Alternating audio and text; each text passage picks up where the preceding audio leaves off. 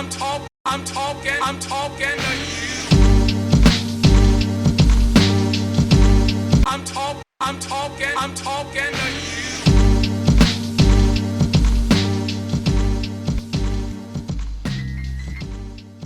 All right, we welcome to I believe this is the 11th episode of the Root Zone podcast. I'm your host, Chris Stout.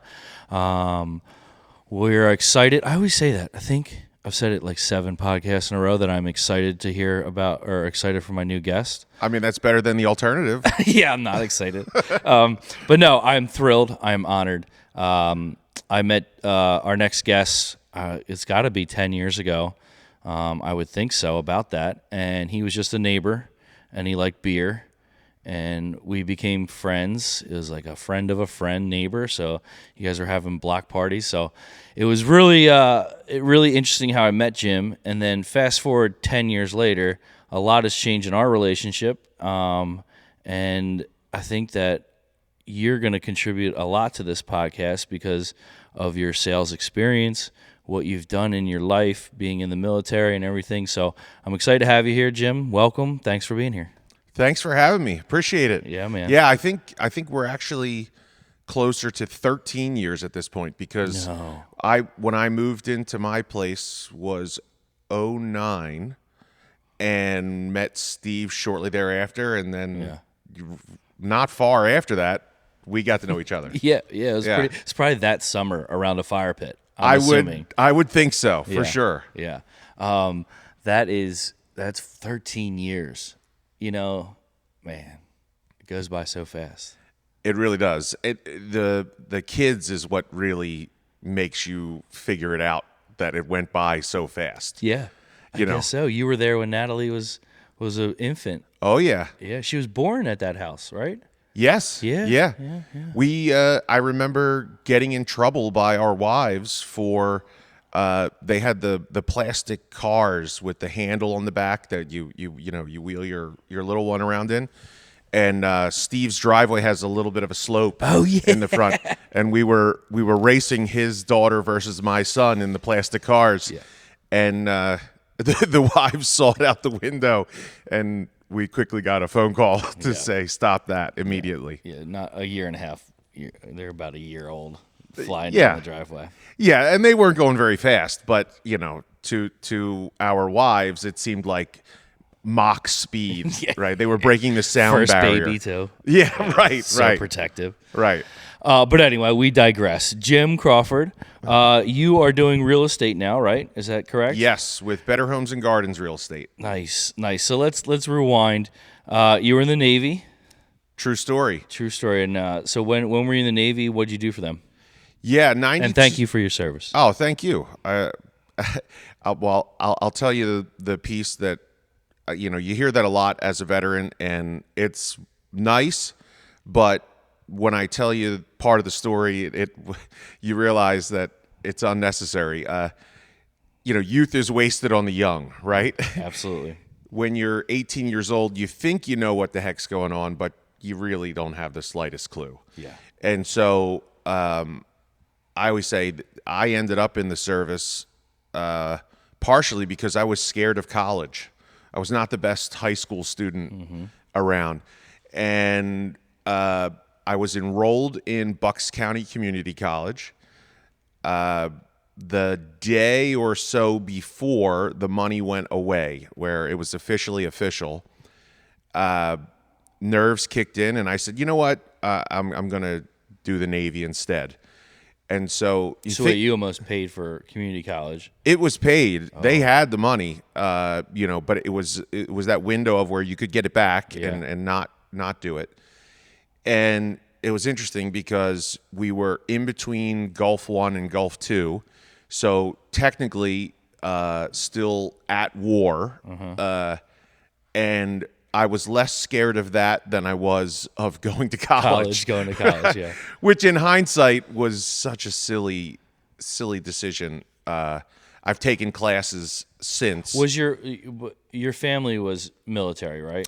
Yes. Yep. So was that a heavy influence on that decision, or was like because you saw them, or you're like, I'm comfortable with that situation, or we were like, truly, I mean, I totally agree with you. The scared of college. Like, I had two options. I could go be scared of college. I didn't have enough grades. Would have had to go into community college too, or I could just go in the workforce. And that's what I chose. And it seems like you like kind of had an influence in the military. Yeah, definitely. Family had a background. My stepdad was law enforcement as well, and so that was always present. And I think just growing up where I did, it was that seemed far less scary. Like I felt like I had more control of that than I did of the schoolwork.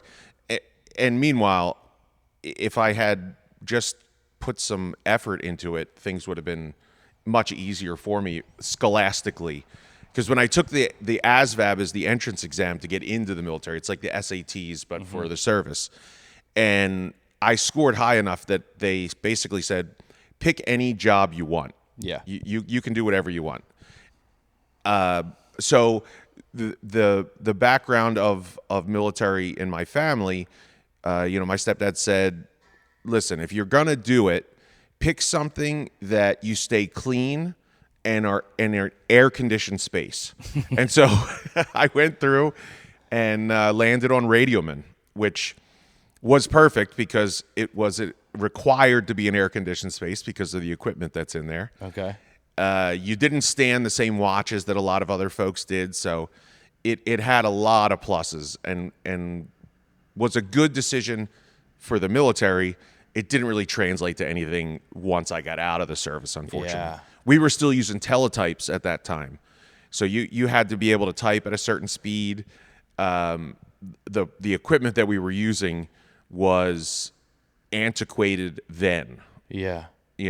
That's weird, though. You would think the military was so far ahead of everybody. Yeah, certain things for sure. When was this? The 40s, Jim? Jesus Christ. I went in 92. 92. Yeah, so, I mean, now it feels like the 40s. That feels like so long ago. Yeah, well, it's 40 years ago almost. Yeah. But yeah, ultimately it all worked out. I learned a lot, you have to grow up pretty quick. You think that you're a grown up, but then you realize when they drop you off in a foreign country where not many people speak English and you got to just figure it out. Yeah. You learn a lot of stuff that they don't teach you in college. Yeah. Did that how long did you serve? I did 4 years. 4 years. Yeah, one enlistment. Okay. And then was there a requirement after that? So when I joined, they had the program was 4 active and then 6 inactive reserve. Yep. So basically, you don't do anything after you get out, but if the poo hits the fan, they can call you. Yeah. yeah. Thankfully, that never happened. Did you have to go in once a month and do? No. Really? Yeah, you're just you end up on a list. Okay. And that's it. If it gets to that point, your name is higher on the list than somebody else's. Huh. Yeah. Maybe that would have been a good option for me. It's crazy when I think about it. Facebook has its pros and cons, but one of the things is I have seen guys that I was in with that stayed in instead of just doing one enlistment, and I've watched them since retire already. Yeah. Which, I know. it stings a little bit. I'm not gonna lie. No, my brother-in-law was a Navy guy, and he retired at, I don't know, how old is he? He's probably 2 or 3 years older than me, so he retired 7 years ago. Yeah. And he was pretty close to full. I don't know, because he went right in. I think he did 20 years, so he was probably 38. Yeah. And it's probably like not that. enough to really live on necessarily. No, you probably still have to do something else. But well, he's working for the military base under civilian there you go. payment, but it's still a government job, I Sure. guess. I don't know how. It's Yeah. like a civilian job, but it's still Working with for the military. Yeah. Yes. Yeah. So after the military, Yeah. since So you said you learned life experiences, but no real exit from the military like, okay, cool, I can go build planes or Right. Yeah, no. No marketable skills traditionally, but yes, life experience for sure. I can remember going to job interviews over my years, and a lot of them will say college degree required, right? And I can remember sitting in interviews and them looking at me, and I could tell that they're interested, but asking, well, why should we hire you? You don't have a college degree, and that's what we're looking for. And my standard answer was, I know a lot of folks that have high degrees or multiple degrees, and they have a hard time chewing gum and crossing the street at the same time. yeah. I don't have that problem. Yeah. And so it's always worked out. I've never not gotten a position because I didn't have a degree. Yeah. So it worked out. But when I got out, I didn't know what I wanted to do. I just knew that communications wasn't the thing. I had a friend whose mom told me that about a company that she worked for, and they had a customer service position. And so I said, you know what? I'll go interview for it. If I get the job, I'll do that for a little while I figure out what I'm going to do. And ultimately, when we did the interview, they said that there's actually a sales position as well, and it was like 50 cents more an hour. And I said, well, 50 cents more sounds good to me. I'll take the sales version. 50 cents. They're probably paying you $9.50 an hour or something like that. I don't remember what it was, but it was not much at the time, for sure. But I quickly found out that it worked. That was what I was good at. I enjoyed doing it, and did fairly well pretty quickly. And the rest is history. I've been now in sales my whole career in a variety of different industries. But yeah, it all sort of happened by accident. Yeah. It's kind of how I fell into lawn care too, like kind of by accident. My early, I guess, youth was caught up right when I was done high school. I went right into the culinary world, managing restaurants, line cook, chef. I did it all, and then it burnt me out. And I'm surprised, like I guessed it, because now fast forward to now where you're a real estate agent. When I met you, you were doing pretty damn good, or pretty good. I mean, I don't know what your finances are like, but you seemed happy. You seemed happy with your job. You were running a sales team, which I want to get into in a little bit. But what made you take that switch from, all right, I've been doing sales for 20 years. I'm good at it. I could probably go apply at any sales position. I could go sell medical devices. I could go sell, whatever you wanted to sell. What made you, because I know what made me switch, what made you make that switch? Yeah, it was pretty simple. My kids were getting a little bit older. They were out of the baby stage, and I was traveling 3 days a week, every week, all year long. The last position I had before I got into real estate, my territory was North America. So, it was too much. I was tired of that, the travel grind. The position itself wasn't an issue. It was the travel grind and not getting to help out with the kids at home, those kind of things. And you're a big sports guy, so you wanted to coach, you wanted to do all this stuff, and that was, you say North America, were you flying to Arizona? Oh yeah. Were you flying to like Canada, West Coast, Midwest? Really, just 2-3 day trips? Yes. Grinding. Yeah, regularly. Our mutual friend, my business partner, Steve, it's almost the same exact reason. He just didn't want to do it. Yeah, anymore. I mean, to the point where I still have miles and points with hotels and airlines that I still haven't been able to use because it was just nonstop. Really? Yeah, which when you're younger and don't have kids yet, it's fun to get to go travel. Yeah, absolutely. But after you've done it for a while, it's like anything else. It's just enough's enough. Well, Steve hates to travel. I don't mind. I like because he traveled so much for work, he doesn't really enjoy traveling, and since I do it very infrequently throughout the Sure. year, every time I get to travel, I'm like a little kid. I'm like, Sure. let's go, let's go. I don't care where we're going. I'm gonna see something different, hang out somewhere different. I've seen some of your posts about trade shows, and I can tell you're enjoying yourself. Yeah. And I remember the days when I enjoyed them. Yeah. Until you stood on that carpet with no padding underneath for 9 hours a day, 4 days in a row. Well, see, there's a difference. You were selling the products. Right. I was just there. I could just walk by you. I could go sit on a chair and Right. and sit. You want to dip out for a little while, just go. Yeah. Yeah. And the funny thing, too, with that is people would hear that you were in Phoenix, let's say. Oh, that must have been nice. Well, when I saw the sun for about 12 minutes in between the hotel and the convention hall in the morning, and then 12 minutes on the way back, and then you go right to sleep because you're exhausted. Yeah. So you're not seeing Phoenix, you know? Yeah, and it's tough to, like you said, when you're young, you can go out that night, party till 11, 12 o'clock, go to bed, be up at 6, and Sure. be ready to go. That all changes. It all changes Absolutely. very fast. Very fast. I didn't think it was going to change that fast. I saw a meme today, this morning, and it said, if you see someone over the age of 40 out past 10 p.m., you know they took a nap that day. I'm infamous for naps. My wife, especially in the off season, the wintertime, I usually take a little nap, little what do they call them? Siesta. Yeah, power nap. Yeah, power naps. I love a good power nap. But yeah, we were out.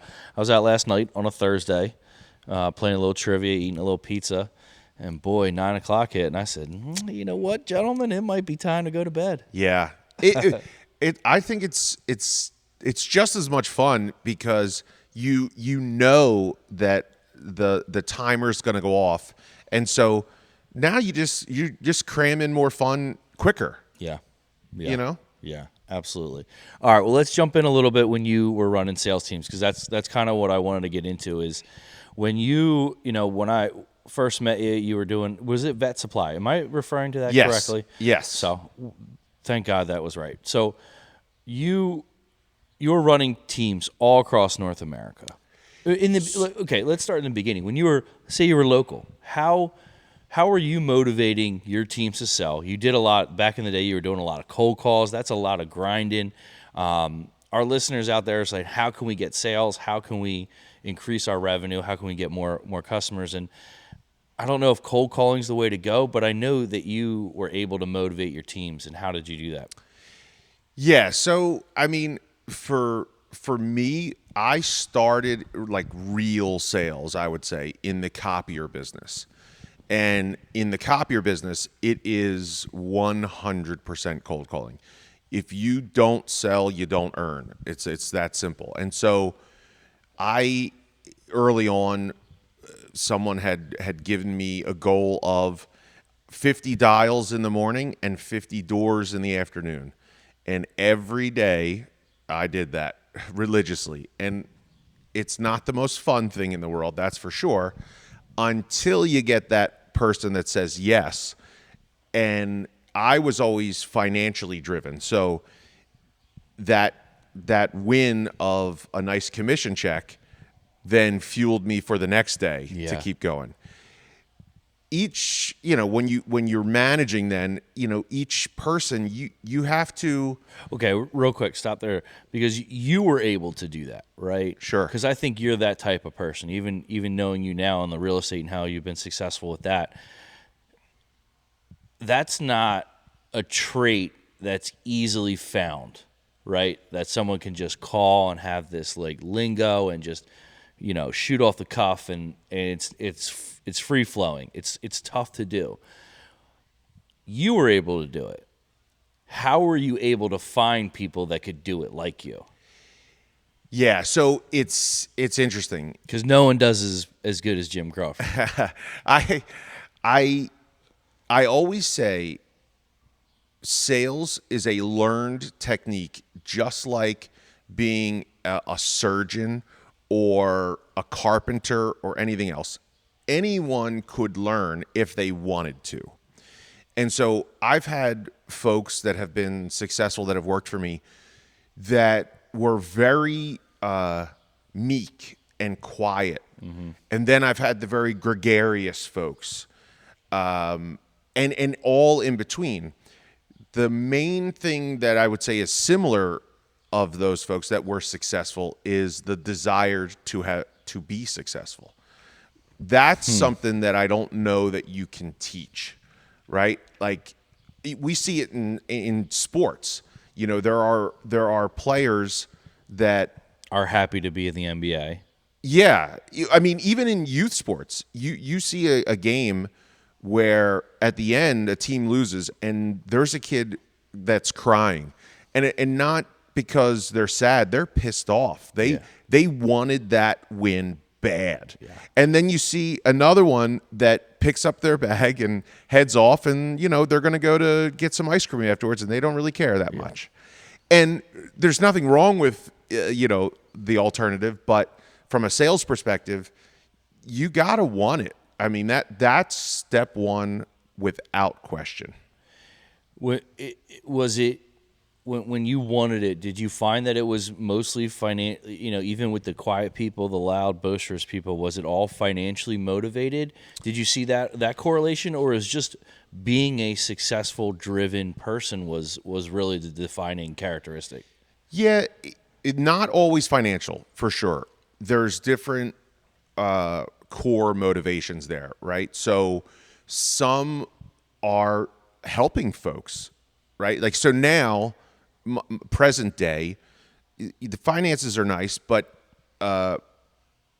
helping someone achieve their goal is just as rewarding. Yeah. You can't, there's no check for that, but the check is the other piece of the transaction. So it's not always the person that is interested in the funds that is successful at it.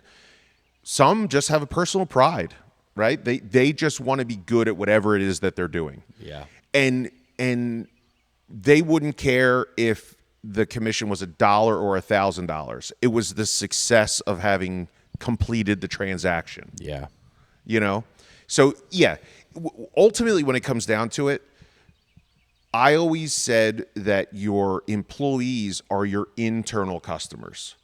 Your clients are your external customers, both of which need to be sold in some way.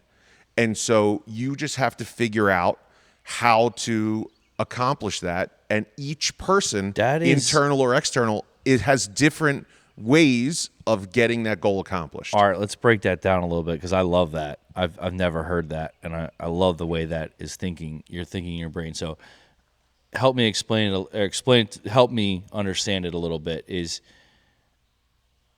your employees are also your customers? Sure.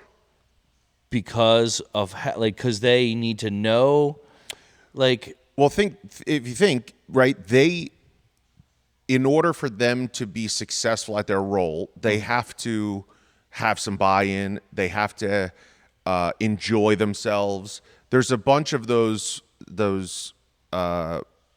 things that have to happen for them to be set up for success. And so as a manager or business owner, our jobs is to help them figure those pieces out, at the same time training them on the product and the process and all that other stuff, right? I always said like this. I had folks that if I said, hey, I need you to jump out the second floor window in order to accomplish this goal, they would just jump out the second floor window and not ask why or have a huge debate about it. They would just do it because they knew that my goal was for them to reach their goal. And so there must be some reason for me to jump out this window. Yeah. And I'll figure it out, as we get there, because I trust this person enough to help me get there. Yeah. Yeah. And that's a great way to think about it. I never really thought because everyone has to buy in. to Sure. it. Everyone has to buy into Stout Lawn and Pest, even the employees, like you Yeah. said. That's I don't know. I Well, gotta write that down and remember that And one. I will tell you, you're doing something right, because aside from being a friend, I'm a customer as well, and because of my schedule is a little bit flexible, I'm home a lot when your folks show up, and aside from the skill at which they do their job, they're also very happy and pleasant to be around, which which is fantastic. Thank and you. as a customer, ultimately I want my grass to be green and look pretty, but the interaction that you have with that person while they're doing it is a piece of the puzzle. 100%. I mean, that was the greatest as I've grown from my previous job, and I think being in the culinary industry has led to an amazing amount of customer service skills.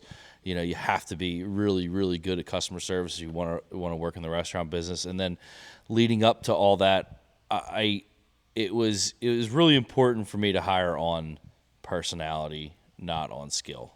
It's always It's like I said before, all of the stuff that you do, and in any sales role, it can all be taught if someone actually wants to learn it. Yeah. Right. So if you have a good person that wants to learn, they'll be successful, as long as you're able to help them get the skill part of it that they need, which obviously you are. Yeah. Sales again. Let's talk a little bit more sales stuff. Do you have any tips, tricks? Like, you did all this cold calling. You got a customer on the line, and we always try in our industry. There's a heavy influence on trying to be different these days because of we'll call them the green companies. There's a million out there. All the franchises, all the national companies. You have to differentiate yourself. So that's a big marketing thing for what Stout Lawn Care does. That's what we're hearing in the industry. But a sale is a sale is a sale is a sale, right? You can when you get that phone call, you get that email. What I've noticed over the last 2-3 years of doing this is that having multiple forms of communication and multiple forms of payment has really helped us excel communicating with customers, whether that's, an email, a text message. How would you like to communicate with us? But I always want to close more sales. So someone's on the fence, Stout Lawn Care is great. What's Jim Crawford saying? What are your tips and tricks? You've done it for long enough. Yeah, so it's hard to answer that question simply because every interaction is different, right? And so a lot of what we did in the veterinary world, I started out running the inside sales team, and so everything was over the phone. I always would say that you have to pay attention when you're on with a customer, because there are sounds that happen that aren't actual sounds. A pause, an Jim, inflection. you're getting into my psycho thought process. I think you're nailing it. You really have, when you're selling, you have to listen to the customer and their inflection, their tone, their pauses, what they're actually talking about. Like, they could be talking about a fucking dog. Both are interested. Think about this. Most people, when they think of salespeople, they think of somebody that is a quote unquote talker. The really good ones don't say any more than they need to say. They listen, and then their responses or further probing is based on what they're hearing. Right? In sales, for what you do, for what any industry, anybody can pick up a spec sheet and memorize a bunch of specs and those kind of things. Someone told me a saying that stuck with me from a very long time ago. Hold on, let me make sure I'm getting this right. Prescription without diagnosis is malpractice. So, meaning, if you just pitch your spec sheet, but you haven't diagnosed the problem yet, it's malpractice. You're doing it wrong. You have to understand what the quote unquote condition is in order to prescribe something. Yeah. Right. Yeah. But most of the salespeople that turn people off to salespeople are just spray and pray. They're just going to come and hit you. Pardon the pun. Yeah, it's perfect. They're just going to come hit you with a bunch of specs and so on, and why our product's better than the other guy's product. But you have to understand: do they even need or want what you have? Yeah. And then if they do, now it's about figuring out why. Yeah. And then what does your product or service do that fixes their problem? You're 1,000,000% correct, and I got to remember that. You got what? Say that saying again. Prescription without diagnosis is malpractice. Yeah, I'll never get it out right, but that is great because it really when we have a customer that calls Stout Lawn and Pass now, you know, you have to figure out why they're calling, right? Because there's some people, yes, say we get 100 phone calls. Yes, there's 10 customers out there that are emailing us because they've done this for 30 years and they know what a lawn care program is and they want the 6-step and boom, boom, boom, it's a sale. Everyone gets sales like that. We love sales like that. They're super easy. But the reverse side of that is Mrs. Jones or Mr. Jones calls, and you kind of got to figure out what his problem is. Whether whether his problem was with his previous company, whether the problem was price. And what I say price, I'm not saying price is, you're always going to have people beating you up for price. I'm saying price and value, kind of in the same boat, where maybe Mr. Jones doesn't mind paying the price, but he really wants the value out of the service. He hated his previous company because they didn't text him, they didn't communicate well with him, they didn't take care of this one spot that he was always worried about, right? And then there's other people that are really like sour to talking on the phone or don't even want to talk to anybody, and they just want to communicate through a text. Boop, boop, boop, boop, boop. Hey, yes, I like it. You're absolutely correct, because the people that were good at sales, and Derek, who was my first guest, was one of the best at it. He didn't sell the product, he sold the conversation. Right? All he wanted to do was spark a conversation. Yeah. And once he sparked that conversation, he could get that, we do a 6-step program. We come out, free service calls. We're out every 35 to 45 days. But he didn't open with that. He didn't say, hey, Mrs. Jones, this is Stout Lawn Care. Are you interested in our 6-step lawn care program that includes unlimited fertilizer, weed control, grub control? Like, maybe Mrs. Jones doesn't even care what's in it, but she really cares about, is it safe for her dogs? And how will you let me know so I can let the dog out? And are you really good at closing gates? Because my previous company left the gate open twice. Sure. Can you never do that again? Well, think about this too. That phone call, that email, that text message. My first question, the first answer I would want to know is, have you had this type of service before? 100%. Because the conversation's different. If they've never had it before, now you do have to kind of talk through some of those technical items. Yeah. If they've had it before and they know, now I want to know, why aren't you dealing with that last company anymore then? Yeah. Right? Because and maybe it is. And the sale could be easy as explaining to that customer that we will make sure we're taking care of you. Hey, I'm going to put 1,000 notes in your account. I'm going to add some pictures about the spot you're talking about into your account. Hey, and Eric or Grady or Steve or Chris or myself will be your technician. Giving them that information up front so they feel confident with you has really been successful for us.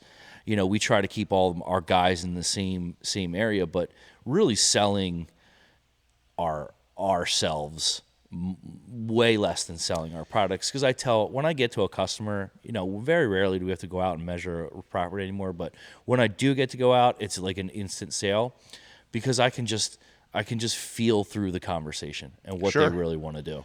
There's another old adage that says people buy from who they like and trust. Yeah.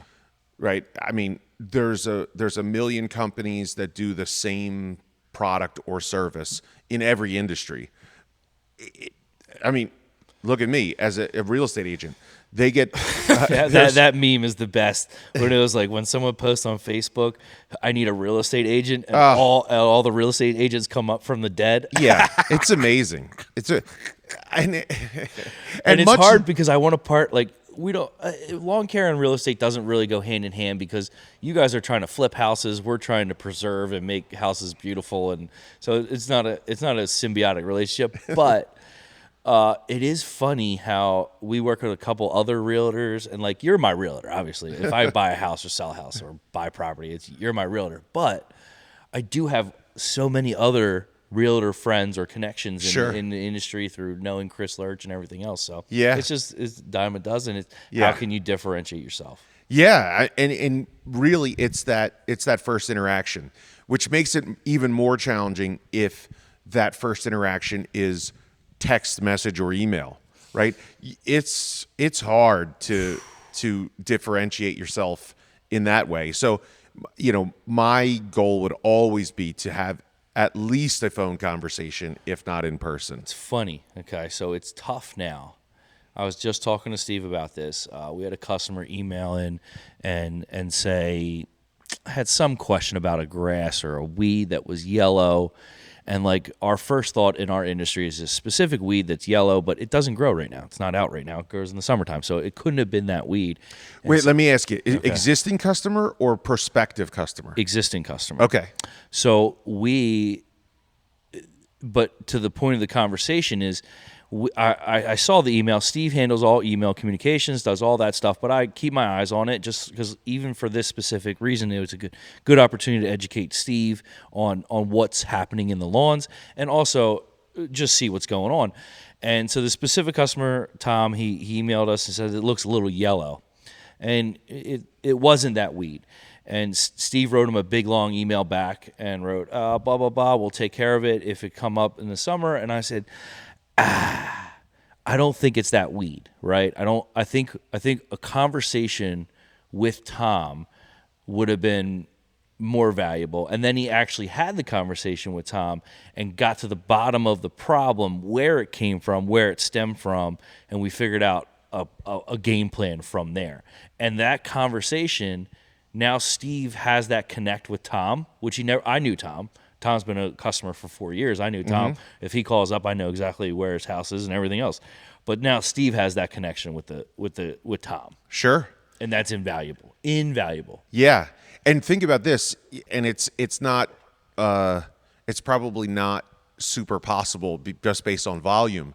But think about if we parlay it into a different industry, if we could take that interaction and say, are you home after 4 today? I want to stop by to take a look. Yeah. Because now we get to shake the hand of the person and imagine the feeling that they have when the technician came out to actually see the problem. Yeah. Right? And now the level of referralness from that particular individual, right? And so like there's a million little things you mentioned, and it's a fine line, but right? Yeah, that's what I mean. Like there's a fine line because you can't fly to Arizona to sell right. Johnny's Pet Supply, right? And shake their hands. You got to kind of do it over the phone, yeah. And you got to have that conversation. But you're right. Like when we go out and do estimates and we get a person on the lawn, I think it's like 80-90% close rate. Yeah, through the phones, it's not nearly that. Sure, right? Or text or email. Yeah. Yeah. And ultimately it comes back to finding the pain and solving the pain. I mean, that's really what it comes down to. I've had quite a few clients in the real estate world that had worked with someone else prior, and I ended up meeting with them and helped them get the job done. And it's the same kind of thing. In any service business, and I would say we're both in a service business, mm-hmm. right? Step one, answer the phone. Oh God, we talk. I think it comes up once a podcast. I really do. I mean, if I see it more from a agent to agent perspective, if you ask people what their biggest beef is with listing agents, someone that's representing the seller, is you try to call them with a question and they don't answer the phone. Yeah. And it makes no sense because they're representing the seller. And if I'm calling to potentially bring a buyer, you should answer the phone. Yeah. It's that simple. Yeah. Yeah. Right? But think about how many industries where I just had it recently. My parents are in a place where they bought new construction. The build site's still going on. So one of the problems that they're having is voles. Yeah, voles. Yeah, which I had at my house, and so I had some experience with. And so my first thought was, I'm going to take care of it. And then I said, you know what? I don't have the time for this nonsense. So let me find somebody. So I immediately start looking for veteran-owned companies. As a veteran, I like to do that as much as I can. I called 3 places. Not one answered the phone, and not one even called me back when I left a message saying, I would like to buy your service. Yeah. Just call me back. Yeah. So I went out and got the product, and I did it myself. Successfully, by the way. Yeah. So if you have any vole problems out there in the world, this is a little side hustle for me now, I guess. Yeah. We'll call you the Vole Man. Yeah. I was thinking while you're saying that is you've transitioned from that world, the sales world, to kind of like this up and down crazy real estate. You had a booming success a little bit, another lull, a little bit more. Like it's so up and down. Yeah. And you're still marketing. Like, how are you staying on top of everything? Because you're not only great at sales and real estate, they don't come that you're not, it's not us. We're not getting these influx of phone calls. You kind of hunt, seek, kill, right?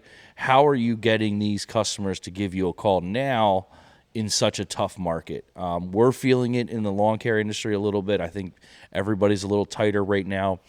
I don't believe in recession. I really, not that I don't believe in recessions. People are going to kill me for saying that, but I think it's just an ebb and flow where sometimes you have a little bit more cash flow, sometimes you'll have a little less cash flow, and you kind of got to be smart about it in your personal life and your business career. But what have you done? Obviously, we have a mutual friend in Chris Lurch with Hello 422. You're heavily involved in that. A lot of social media. You're still sending out mailers? Are you doing the hardcore nitty-gritty marketing still? Yeah. So one thing that I have learned over time is the average salesperson gets really busy and stops prospecting or marketing because they're quote unquote too busy. Then they're not busy anymore, but they've not done any marketing or prospecting, and so now they're not busy.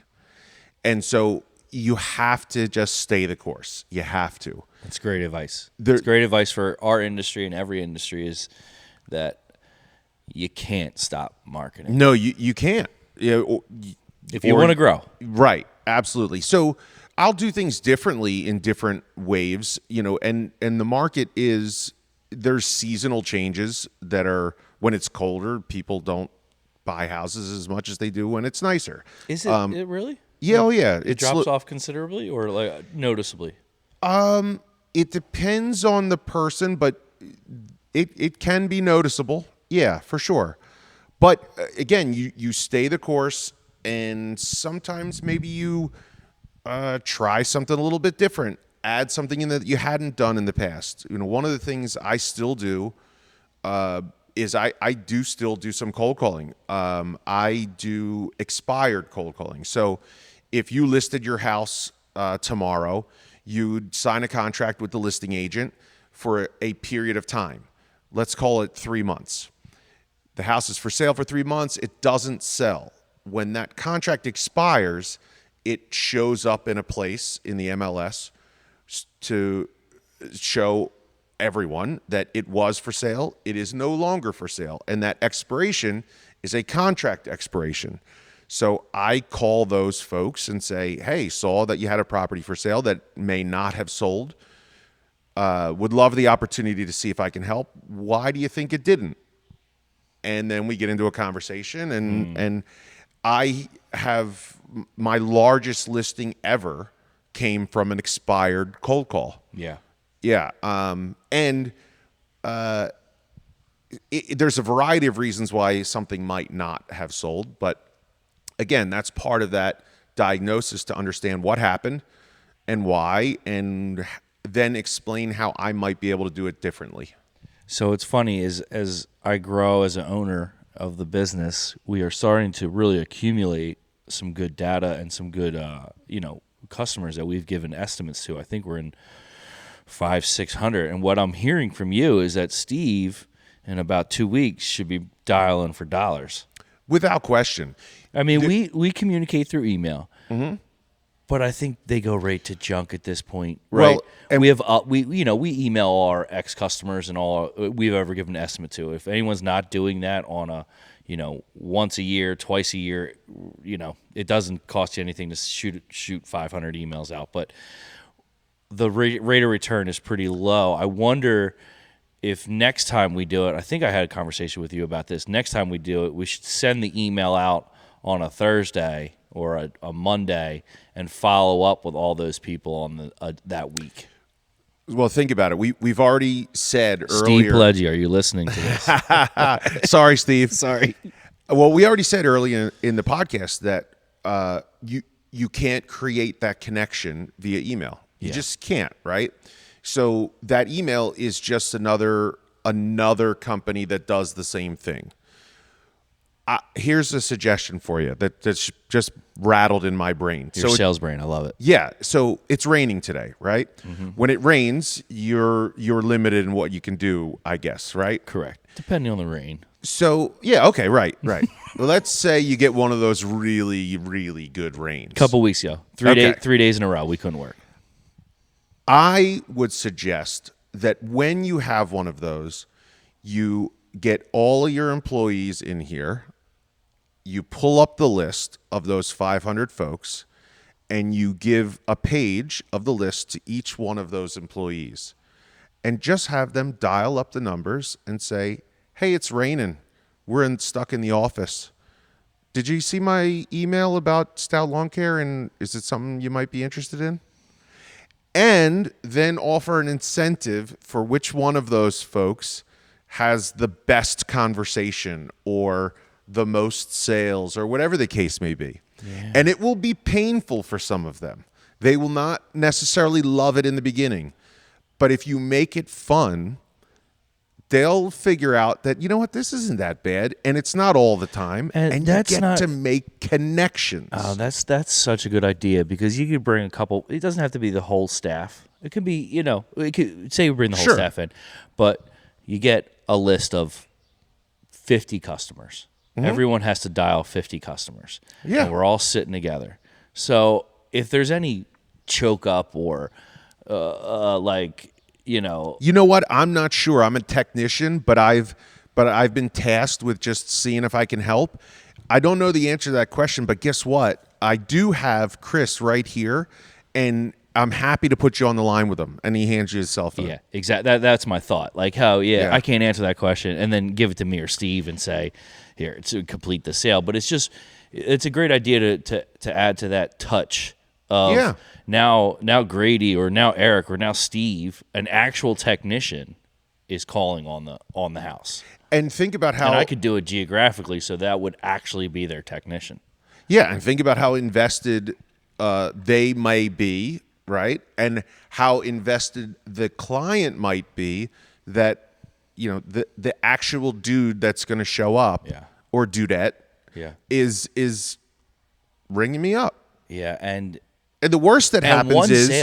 One sale on one rain day is 1,000% worth it. And let's call it the worst case scenario where it's zero. Do you have a time frame when we should be doing this, like time of day? Do you ever break it down that far? There are studies out there that recommend this time, that time. I say whenever you're able to do it, just get it done. Yeah. Yeah. All right. Sorry to cut you off. Yeah, no I worries. always thought that, like, should you be calling people after lunch, during lunch? Now, Doesn't matter. nowadays with cell phones, if they're not able to answer, they're just not able to answer. It's not the end of the world. Yeah. We used to do it in the veterinary world where I would rent a hotel conference space, and we'd bring all the reps in from a certain region and have them all sit there, and we would dial each other's, right? So it just made it a little bit more fun of I call your clients, you call my clients, and we're just telling them, hey, look, we're all helping each other out. It's getting towards the end of the month. We've got this sale on this thing. We wanted to make sure everybody knew about it because it's too good not to. Hey, I had to make this phone call. Yeah. I had to. Yeah. Yeah. Yeah. That's smart. That's really smart. That's good stuff, Jim. I mean, I need someone like what are my strong suits, right? What are Steve's strong suits? What are we good at as owners, right? And I think his strong suit is his just dedication to being organized, to getting back to people, like what you said. He's so goddamn good at that. That's amazing.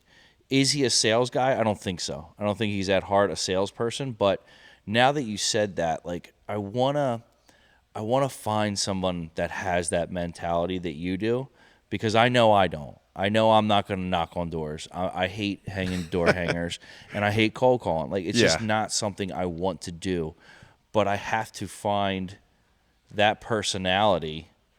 Until you find it, just because that's the next step for Sal Lawn Care is maybe even not a full-time salesperson, but someone that I can start honing in maybe two days a week, where they're spraying 2 days a week, or they're in the office 2 days a week spraying for 3 days, or vice versa, or something along those lines, where I can start grooming this person, whether it's guy, I don't care who it is, leading up to that point, I guess the thing that pops into my mind the most is just ask for the business.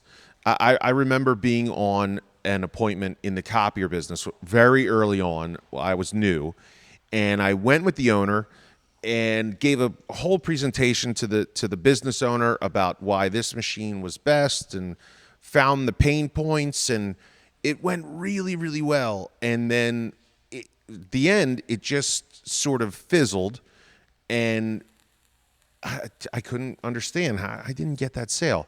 And we left, and the owner of my boss said, "You know why you didn't get that one, right?" No. He said, "You didn't ask for it." And I went, "You gotta be kidding me."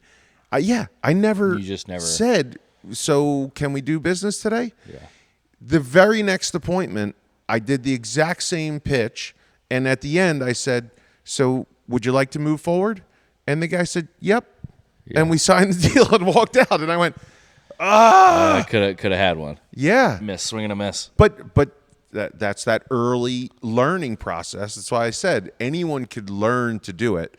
Whether you enjoy it or not, it's a whole nother ball of wax. But do you have any advice for people like me who don't know how to? Like, I think I know. I think I could instruct somebody to do it, but I don't know if I could, like you are able to do, where you're able to train these people to do it, right? To have that get up and go, and that, okay, it's rain day, let's call some, or I got nothing, the phones are slow today, let me grab 500 door hangers and just go driving around today. Like, yeah, it's tough because those folks have to sort of have that part of it in them already, that I want to go slay. Yeah. You know what I mean? I would, for you particularly, you are very good at building relationships. I've watched you in social settings talk to somebody that you don't even know, and very quickly there's a connection. That's all sales is. Yeah. Right? And really, that if you have that part of it, then it just becomes, hey, like, I like you, you like me. Should we do business together?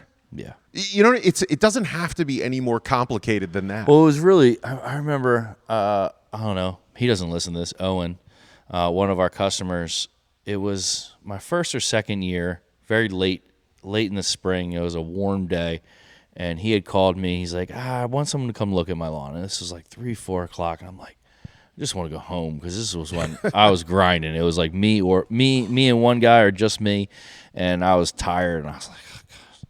All right, this is a big property. It's right down the street from my house. Like, I got to go look at it. So I went and looked at it, and he comes and he walks out with a land shark in his hand, two land sharks in his hand. He's like, do you need this? I said, you have no fucking idea. Like, literally, I just said, you have no fucking idea. And from that day on, Owen is still a customer. And it's just, you're right. You got to have a conversation with these people, you know.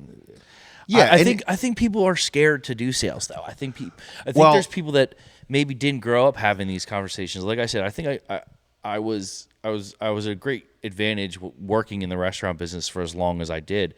A lot of guys in my industry they've been landscapers, they've been lawn guys from day one, so they didn't really have to have that social connection with other people. Like being in the restaurant, I mean, you have to learn how to talk to people, or else you're not going to be successful really at all. The reason people avoid it or think they can't is fear of rejection. And the biggest thing, the most successful sales folks out in the world have learned that rejection's fine. The worst that happens is they say no and you walk away. Like, it doesn't hurt at all. Yeah. There's no wounds that you have to go have taken care of, right? But you have to be confident that when I get a no, it's cool. I now have been freed up to go talk to someone else that might be a yes. Yeah. Right? And so, like, even in what I do present day in real estate, there are folks that will work with a client that is a terror, and they're out there, right? I prefer not to. I would politely fire them. Yeah. Right? And just say, this isn't working for either one of us. And would I like the commission at the end of that transaction? Sure. But there's a certain point where it's not worth it, and it's okay. Yeah, it's okay. Right? You have to, and Steve struggled with that in the beginning of our cancel rate. And if we look at our cancel rate on a percentage basis, it's excellent. It's excellent. But the numbers are scary. Like when we're up to 70 cancels this year. Sure. And that's a scary number. Like we have to work for those 70. But then when you look at the grand scheme of things, and we're going to end up with X amount of customers, you take that 70, 80 customer cancels, it's a minor percentage and you're going to have that loss. And Steve, it was hard for Steve to understand that loss. I think he's getting way better at it. He's great at it now, almost to a like, hey, maybe we do want to do that job. And when you're selling in our industry, it's very finicky, because we get a lot of people that call and say, oh, I want this specific thing done, or like, and we go out and do it. It's just not profitable. It's not. And Sure. As a salesperson, we need to learn what's profitable, what's not profitable, which leads me to my next question. How do you deal with those customers that are just buying on price? You almost have to just say, this is what it is. I mean, this is my price, right? Don't negotiate too hard. I mean, I feel like you don't even, you say, this is our price. Yeah. So think about it. There's customers, right? And there's always going to be a portion of them that for 1 penny, they will switch from you to somebody else. That's okay.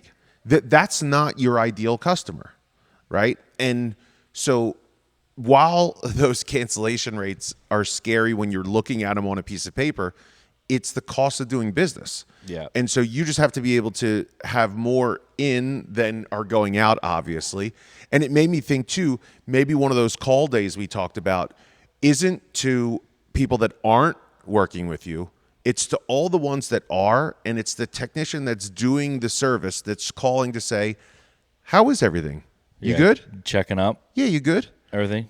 I wonder how that would impact the cancellation rate if it cut it in half, because Not even if it cut it by 15%, you'd be winning. Yeah. Because you got to. People out there are thinking, "Oh, Chris had 70 cancels, doesn't care about them." I care about every single cancel. Sure, Don't get sure. me wrong.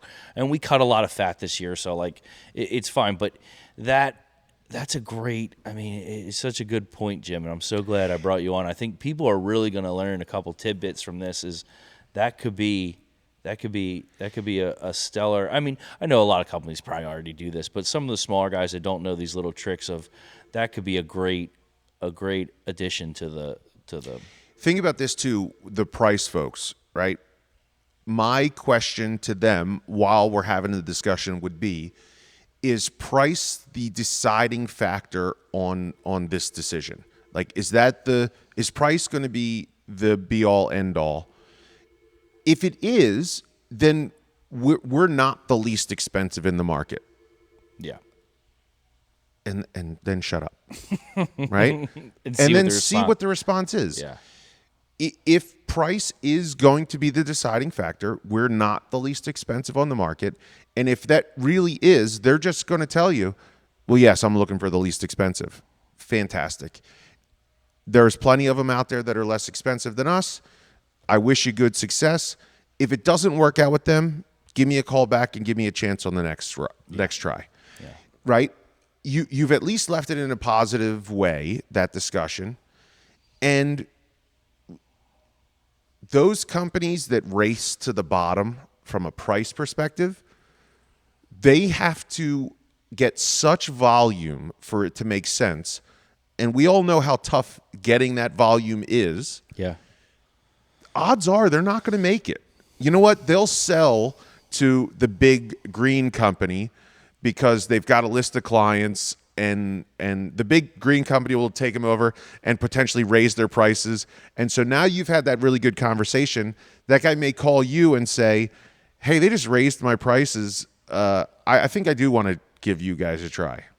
Who knows? And it's funny because it is weird how I see now that we're in year 5. I've actually gone through a cycle where like we've had a customer, they've canceled, and they've gone with another company for a year or two, and they're like, yeah, you guys are $8 or $10 more expensive, but we like you a little bit more. Sure. And they're back with us.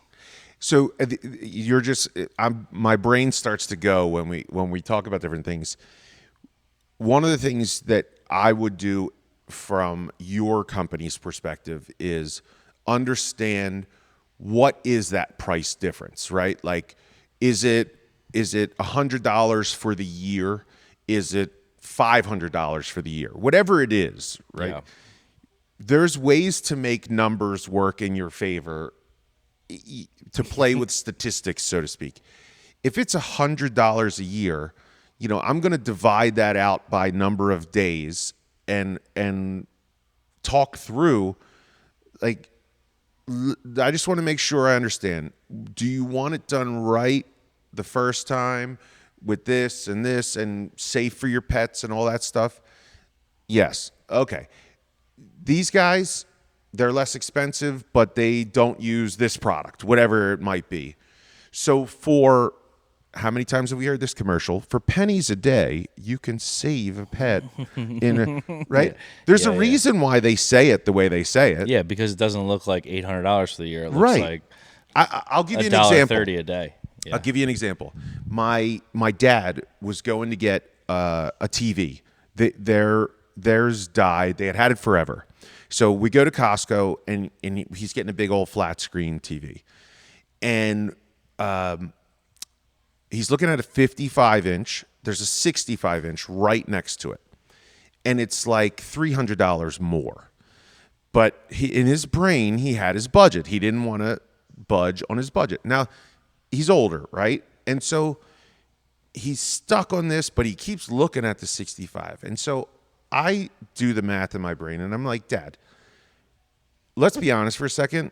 Not to be morbid, but that TV's gonna outlast. Yeah, you gonna buy another TV in the future? And he's like, well, probably not. I said, so then why So if not you- spend if you- $300 and enjoy yourself and get the one you really want? That's great. And he looked at me like I had 7 heads and then went, yeah, what the heck am I thinking? Right? And so it just took like a little nudge of reality to go, well, sure, it is less expensive, quote unquote, but it didn't make any sense. Yeah. For what? Yeah, for what?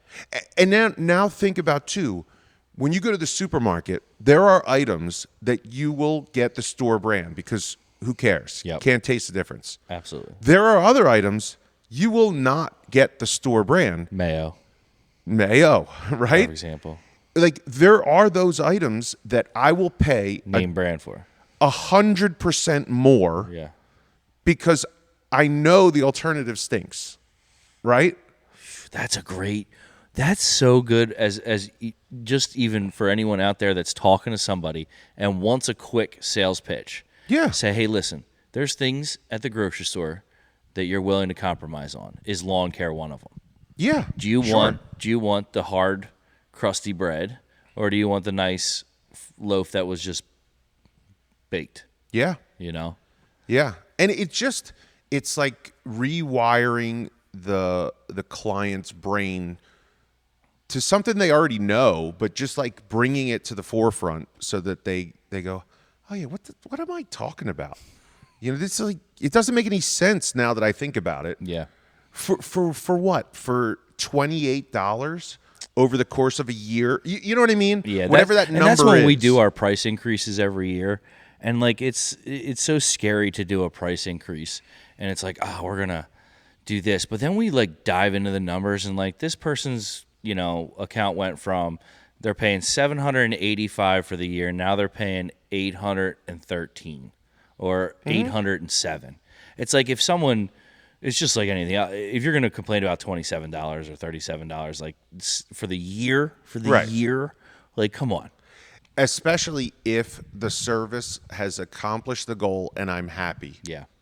Right? At that point, no. The $27, think about the time it's going to take me to make 4 phone calls to get 4 more prices, and 3 of the 4 aren't going to answer the phone, so I have to wait for them to call me back. It's not worth the effort to do that. Yeah. Right? Like what's the reward? Yeah. I get $32 back for the year. Okay. You can't even buy McDonald's for $32 for a family anymore. No.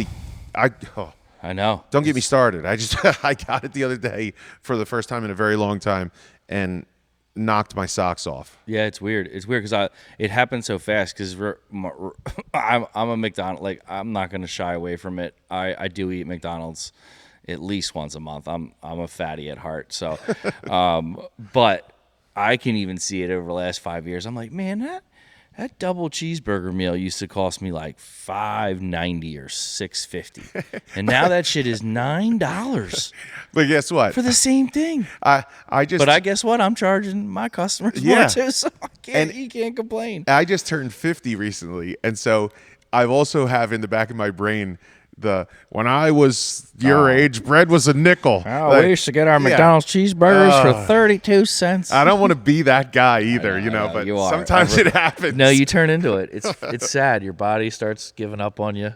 You got to work out just to stay up and mobile. Yeah. Real quick, I gotta pause the podcast. We got to give a shout out to our sponsors, Tick and Skeeter Deleter. Steph and Brian over there is going to do a quick message. I just want to say thank you to them for continuing to sponsor the podcast, continuing to offer a safe, reliable product that is doing exceptional things in outdoor insect control. Tick and Skeeter Deleter, go check it out. You guys will love it. You can use it. You can buy it at your for yourself, and you can also buy it commercially through them. So here's a little quick message from Brian and Steph. Hello, this is Brian and Stephanie, owners of Tick and Skeeter Deleter. Are you providing a tick and mosquito control service? We formulated a product to target today's environmentally conscious market. Tick and Skeeter Deleter is your ultimate 25B exempt pesticide. This product controls on contact while acting as a repellent. With these all-natural essential oils, you will leave behind an aroma even the neighbors will enjoy. Elevate your business with Tick and Skeeter Deleter. Use discount code ROOTZONE for a 5% discount on product at yardcomfort.com. Thank you for listening to the Root Zone podcast. All right, we are back with Jim Crawford. I don't know why we came back. What else are we going to talk about? That's a Where good were we question. going? So, all right. No. Okay. Good. We'll go you first. Okay. Aside from acquiring customers, what is the toughest item for you in your business? Because acquiring customers is always the toughest for everybody, I would think. You know, everyone's going to say employees, right? Everyone says employees. And I'm going to still stay out on my fucking limb. I don't care what anybody else says. I haven't had a problem with employees yet. Yeah. I haven't. And Yeah. I don't know what it is. I don't know if I'm running out of time. I don't know what we're doing differently. And you know, Grady's a new addition. He came from another company, and he wanted a different lifestyle and a different way of thinking here at Stout Lawn Care, and that was a great addition this year to our team. I mean, he's awesome at what he does. You know, I got Steve, I got Eric, I got Chris. All these guys have been with me for a while, but with our continued growth, I think if I were to eliminate the employees, as everyone says, that's the toughest thing. I would say just staying on top of every little thing as an owner, and being really profitable and being truly profitable and knowing my numbers. As I said, I'm not college educated. I didn't, I'm learning on the fly, especially with this business. And the main thing that is the hardest for me is knowing my numbers and knowing where the money's going, making sure that the products I'm buying are profitable or are cheap enough or expensive enough to do the job they're doing, and also get profit back at the end of the year. Because as I'm growing in this business, going into year 5 or in year 5 now, is I've really, I knew I was going to look back on the first 5 and see what happened. And I kind of did that a year early at the end of year 4. And I really want to, at the end of this year, really do it wholeheartedly and go off site and really look at the business. But what I learned over this off season was that it's really hard to be an owner when you're not ready for what's coming. And You'll never be ready for what's coming. correct. You'll never be ready for what's coming. It's like the but- folks that are waiting to have a kid, right? They want to time it out right. Get out of here. That's not how it works. You are now on a roller coaster, and periods of time. I mean, as an agent, I'm a business owner myself, right? Yeah. You are on the roller coaster, and there are periods where you're climbing the hill and you're like, oh, I can see the top, and then you get to the top and you're like, holy crap, I can't see shit, and then you're like, now I'm going down. You just do what you do, Yeah. and if you stay consistent and you are organized, it will work out. Yeah. And that's the scariest part for me now is now that we have this business, this not thriving, but successful. We're doing good. Everybody's getting paid. People seem to be happy. We're growing at an exponential rate.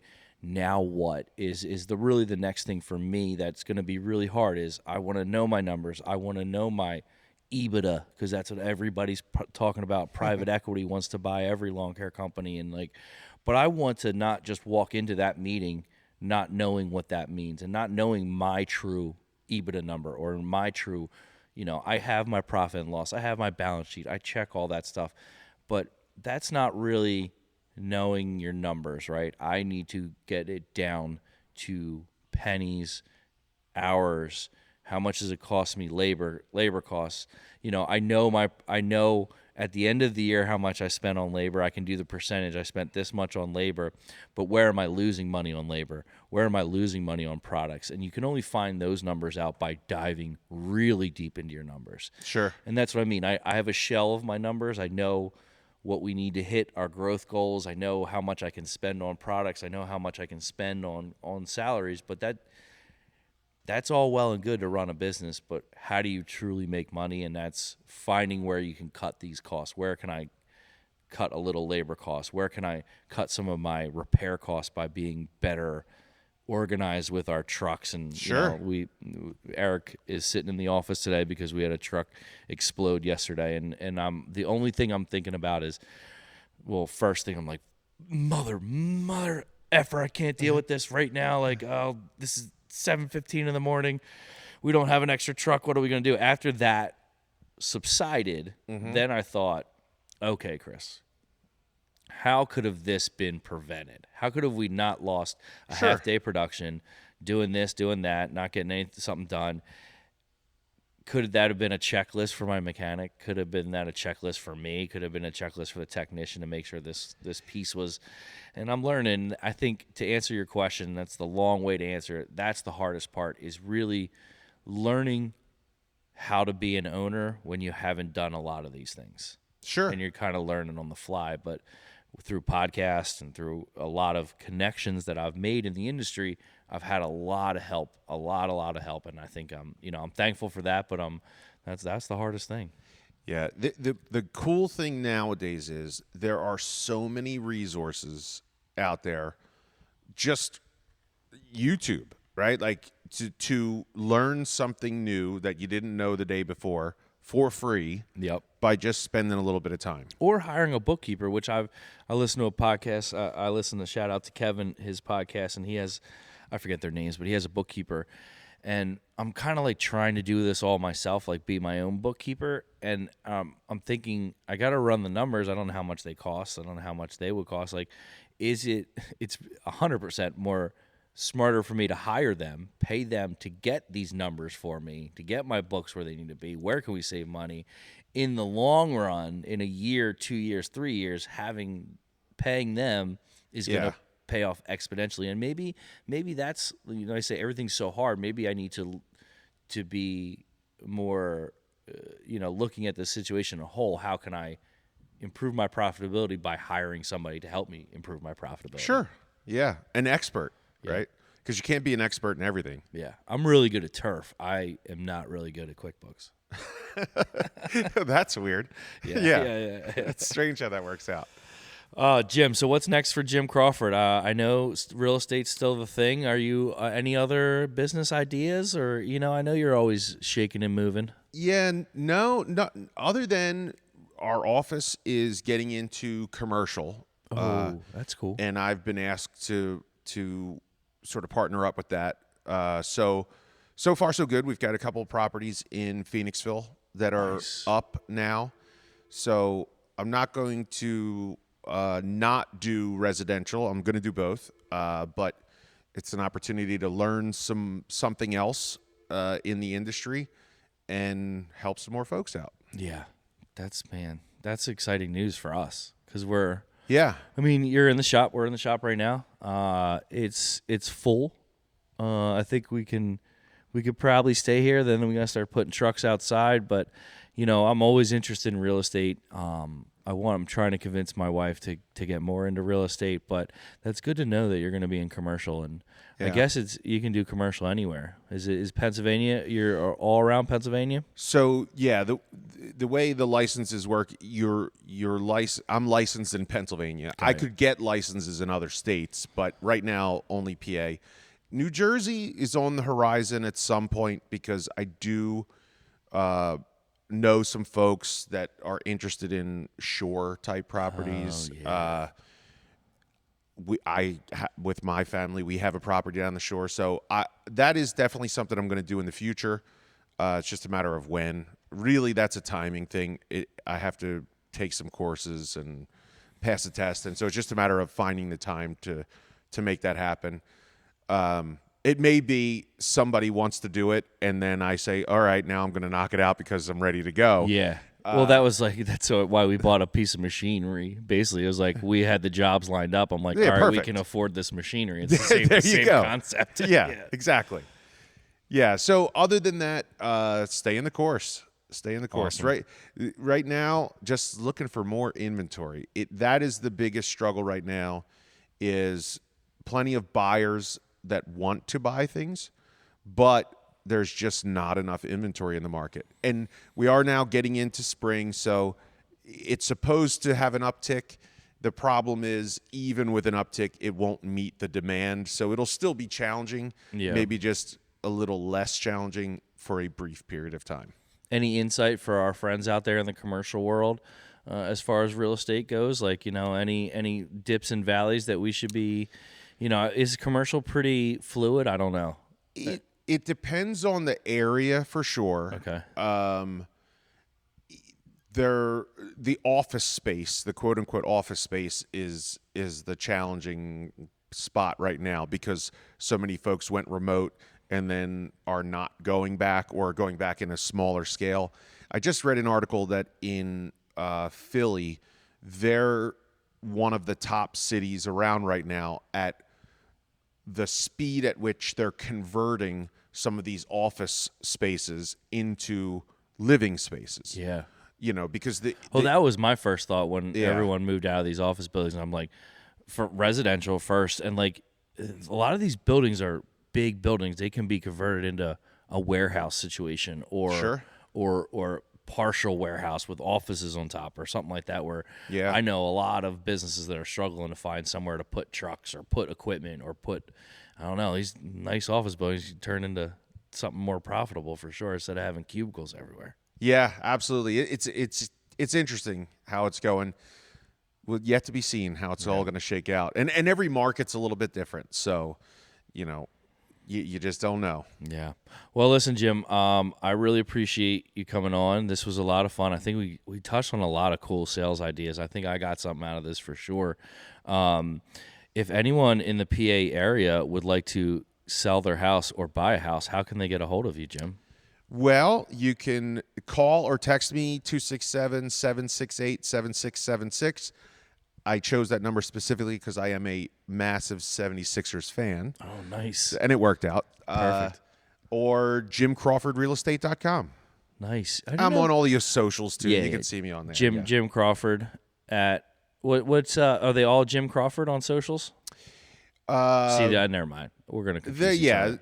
I'll send you the links. I'll send you the links will be in the show notes, as they say. As I'm learning about this podcasting thing, I have to put links in the show notes. I think I've done it the last couple times. I think I missed one episode. I wasn't really good at it. But thank God we have ChatGPT now, so that's how you'll be learning about this podcast. But once again, Jim, thanks so much. You're a wealth of knowledge, and I appreciate you being a good friend and helping me get Stout Lawn Care. I think we have your entire block signed up for lawn care. Pretty close. I just looked the other day, too. I am customer number 17. 17? Which happens to be my favorite number as well. It's like we know. I wear that as a badge of honor. I'm not going to lie. Well, quick story. See, now you made me think of stories, but I got to tell you this story. So this is a great customer loyalty story. So I signed this one guy up, and he's like, "Man, we love your services. I got a referral for a friend." So a friend got another one. He's like, and that guy said, "I got another referral." So last year, I was doing an aeration seating for one of them, and he's like, "Yeah, you know that our fantasy football names are customer numbers for Stout Lawn Care." So they have customer number 176. Nice. The next guy's customer number 645 or something like that. It's like Stout Lawn Care customer number. So they're fantasy football teams because these six guys all have our program, and they're trying to figure out who can get the best lawn. How great of a story is that? So here you go. Sponsor their trophy next year. I know. And put your logo on that bad boy. Well, I told them they got to send me a screenshot or something. Absolutely. Of this. Let me get invited to that fantasy football league. I'll be the commissioner. I don't have to play. But anyway, Jim, man, it was awesome talking to you. Thanks again. And maybe we'll do this again sometime. Sounds good. See you soon. Thanks.